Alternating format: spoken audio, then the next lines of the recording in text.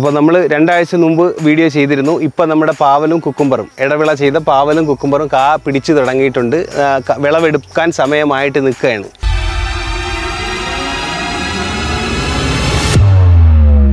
കണ്ടോ, പാവൽ കാ ആയി വന്നു. ചെറിയ രീതിയിൽ കാ പിടിച്ചിട്ടുണ്ട്. നല്ല രീതിയിൽ കാ നിറയെ പിഞ്ചുണ്ട്. അതിൻ്റെ വീഡിയോ നമുക്ക് ഫുള്ളായിട്ട് കാണാം.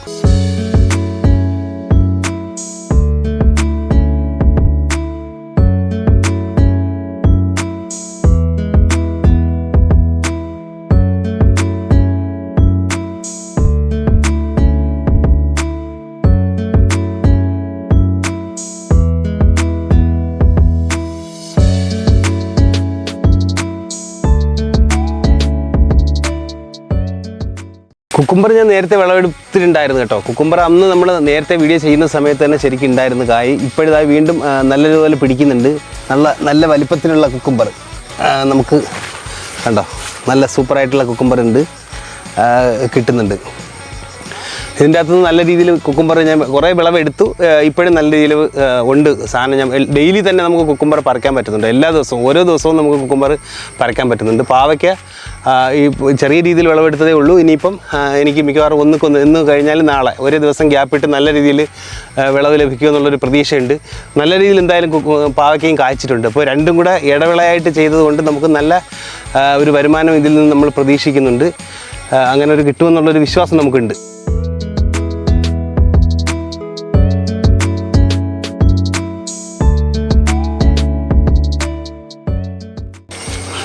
നമ്മുടെ പ്രീതി പാവയ്ക്ക ഉണ്ടോ, നല്ല അടിപൊളി വലുപ്പവും നല്ല കളറ് നല്ല ടേസ്റ്റിയാണ് കേട്ടോ. അതാണ് നമ്മൾ പ്രീതി തന്നെ എപ്പോഴും കൃഷി ചെയ്യുന്നത്. കണ്ടോ, ഒരു പാവയ്ക്ക് ഏകദേശം ഒരു 100-300 ഗ്രാം വരും.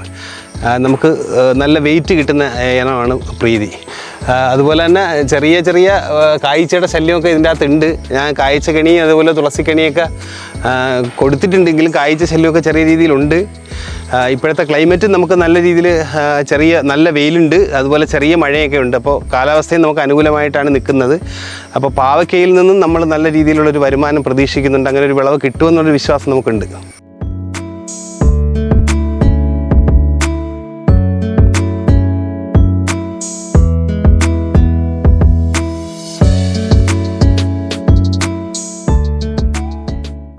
കായ്ച്ച കെണി ഞാൻ ഇവിടെ ഇതിൻ്റെ അകത്ത് കുറേ സ്ഥാപിച്ചിട്ടുണ്ട്. അതിൻ്റെ അകത്ത് കായ്ച്ച വീഴുന്നുണ്ട്. അത് മിക്കവാറും എല്ലാ ദിവസവും ഞാൻ കായ്ച്ചയുടെ ഇതെടുത്ത് വൃത്തിയാക്കി വീണ്ടും ഇടാറുണ്ട്. നല്ല രീതിയിൽ കായ്ച്ച ഇതിൻ്റെ അകത്ത് വീഴുന്നുണ്ട്. അതുപോലെ തന്നെ യെല്ലോ ട്രാപ്പ് അതിൻ്റെ അകത്ത് കണ്ടോ, എന്തുമാത്രം കീടങ്ങളാണ്, നീരൂറ്റി കുടിക്കുന്ന പ്രാണികൾ. ഇവരാണ് നമ്മുടെ ഈ അസുഖങ്ങൾ മൊത്തം പരത്തുന്നത്. അപ്പോൾ ഈ നമ്മുടെ തോട്ടത്തിൽ അവിടെ ഇവിടെയും സ്ഥാപിച്ചു കഴിഞ്ഞാൽ നമുക്ക് ഒരു പരിധി വരെ അസുഖങ്ങളൊക്കെ നിയന്ത്രിക്കാൻ പറ്റും. അപ്പോൾ നമ്മൾ മെയിനായിട്ട് എപ്പോഴും ശ്രദ്ധിക്കേണ്ട ഒരു കാര്യമാണ് ഈ യെല്ലോ ട്രാപ്പ്.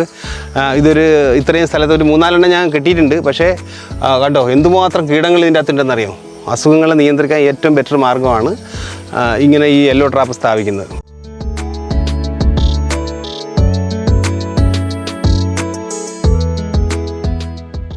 നമ്മുടെ സ്നോ വൈറ്റ് കുക്കുംബർ ഉണ്ടോ, നിറയെ കാവ് നിൽക്കുകയാണ്. നല്ല രീതിയിൽ കിട്ടുന്നുണ്ട് ഈ കുക്കുംബറിൽ നിന്ന്. കണ്ടോ, ഇപ്പം തന്നെ ഏകദേശം ഒരു 7-8 നമുക്ക് ഉണ്ട് ഒരു സമയത്ത് തന്നെ. ഏകദേശം ഒരു 1.5 മാസത്തോളം 1.5 മാസം നമുക്ക് 1.5-2 മാസം നമുക്ക് നല്ല രീതിയിൽ ഈ കുക്കുംബറിൽ നിന്ന് വിളവ് എടുക്കാൻ പറ്റും. അപ്പോൾ ഇങ്ങനെ ഒരു ഇടവിള കൃഷി നമുക്ക് എല്ലാവർക്കും പരീക്ഷിക്കാൻ പറ്റുന്നൊരു സംവിധാനമാണ്.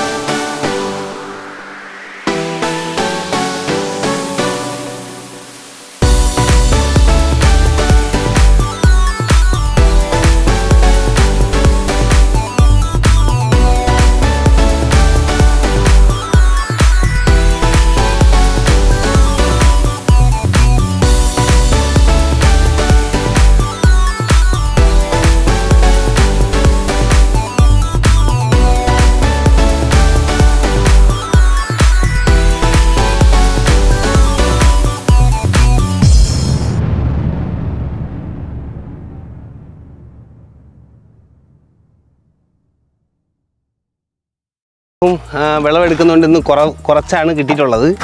എല്ലാ ദിവസവും വിളവെടുപ്പുണ്ട് കുക്കുംബറിൻ്റെ. അപ്പോൾ അതുകൊണ്ട് ഇന്ന് കുറച്ചേ കിട്ടിയിട്ടുള്ളൂ.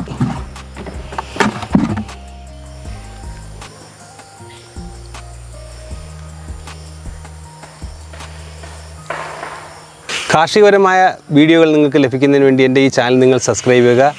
എൻ്റെ ഈ വീഡിയോ നിങ്ങൾക്ക് ഇഷ്ടപ്പെട്ടെങ്കിൽ ലൈക്ക് ചെയ്യുക, ഷെയർ ചെയ്യുക. പുതിയൊരു വീഡിയോയുമായി ഞാൻ എത്തുന്നവരേക്കും എല്ലാവർക്കും നന്ദി, നമസ്കാരം.